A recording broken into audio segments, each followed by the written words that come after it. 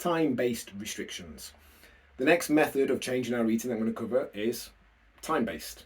Maybe having certain times of the day and week where we don't eat, or we eat less, or we eat more.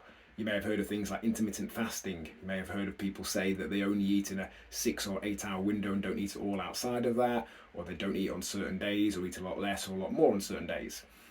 And as with any other approach, it can be a perfectly valid way of doing it. But as with any other approach, if weight loss is our goal, it needs to be underpinned by that calorie deficit. Eating at different times doesn't change the fact that that calorie balance equation is going on. It just perhaps creates a structure that for some people they find it easier to create that deficit. Because let's face it, if we're only eating in a shortened window, there's a reasonable chance we're going to eat less overall. And particularly if that window then excludes the certain times of day where we're most likely to eat in at the highest calorie concentration. So eating a tub of Ben & Jerry's, a packet of cookies and down in a bottle of wine would be equally fattening if we did it at 8 a.m, but we don't. We do it at 8:30, 9, 10 p.m.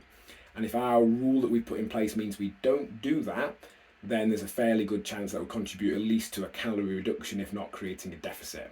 Again, nothing magical is happening by having those time-based restrictions.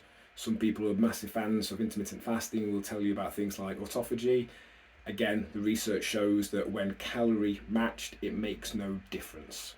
So, if you want to have a time-based restriction, go for it.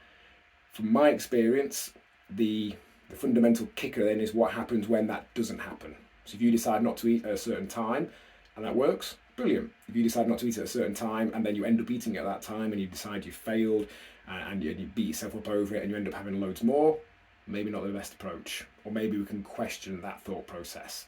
And again, as with the other approaches, tracking for a handful of days to get the hard and fast data behind our time-based approaches may be the best way to do it.